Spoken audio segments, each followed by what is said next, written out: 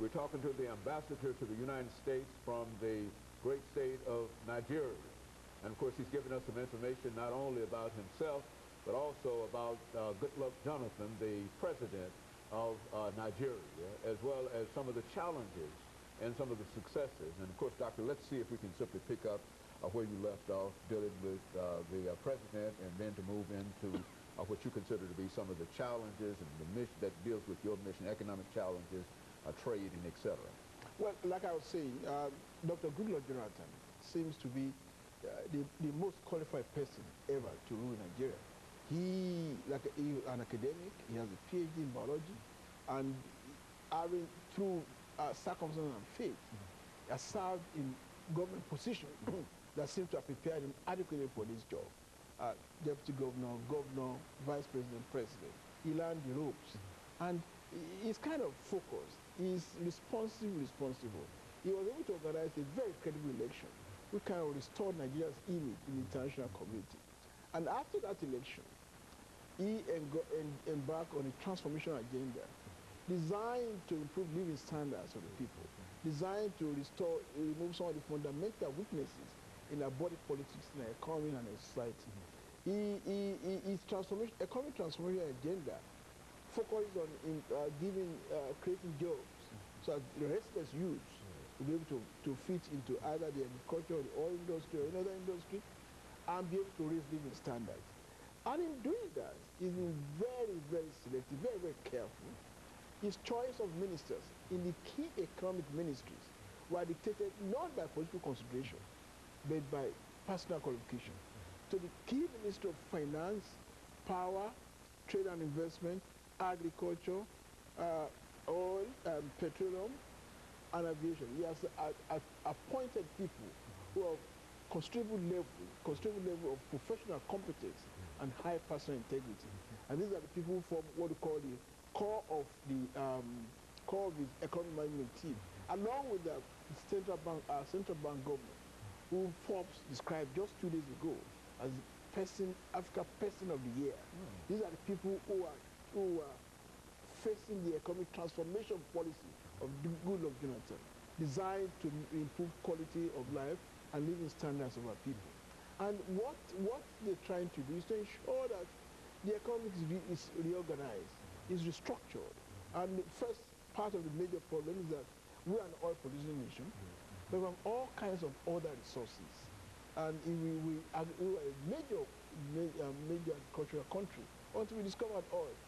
One of the objectives is to, while we want diminishing the importance of oil, we want to use the resources of oil to develop other sectors of our economy, like agriculture, like the cotton industry, like non-oil minerals, so that we can have a balanced and diversified economy.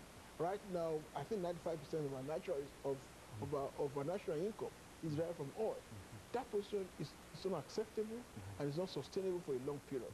So what the government is trying to do is to develop non-oil sectors of the economy, especially agriculture, so that we can feed ourselves, we can develop the agro industry, we can develop agro business, feed ourselves, feed other countries of Africa and the world, and have a very balanced economy.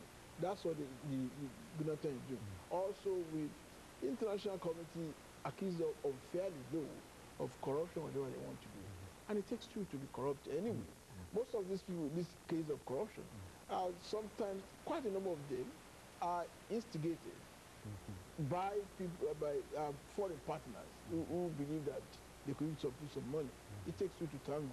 But President Goodluck Jonathan is determined to treat that canker-worm of corruption and control it, combat it, so that Nigeria will be a free society. We are creating an environment conducive to trade, to meaningful trade. We have, for instance, there's a one-stop shop in Abuja, whereby anybody wanting to establish business in Nigeria can be told all that he needs to do to establish business. We are creating conditions for foreign direct investment. Our own economic transformation program is predicated on substantial contribution, first from the private sector.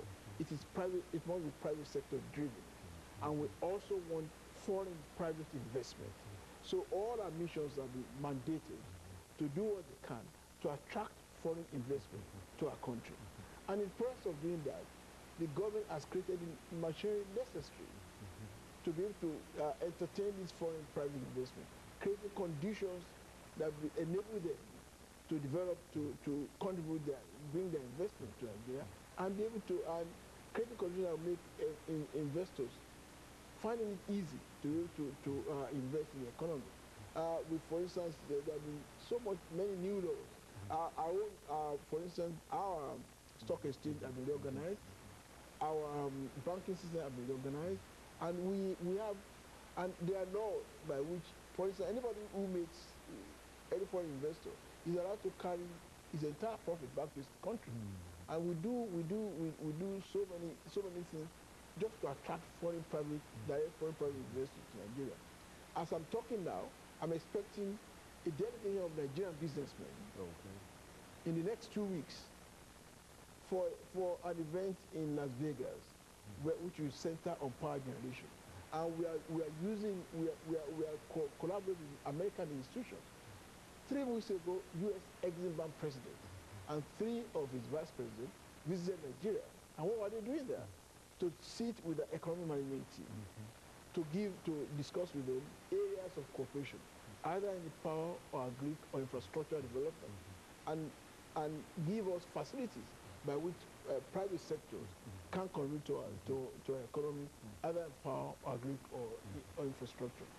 And so this whole economic transformation that the president has undertaken is designed in a real sense to bring Nigeria's economy into the 21st century. And you find that it's been quite successful in a real sense as we get ready for this second commercial break. We'll have 10 minutes after this. But you find that to be very, very instrumental in terms of how the world is seeing Nigeria now at this particular point.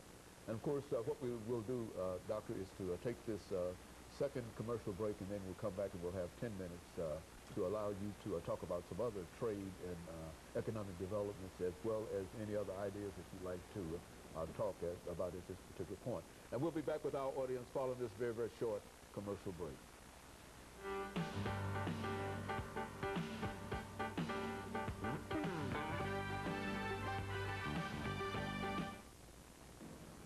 Prescriptions.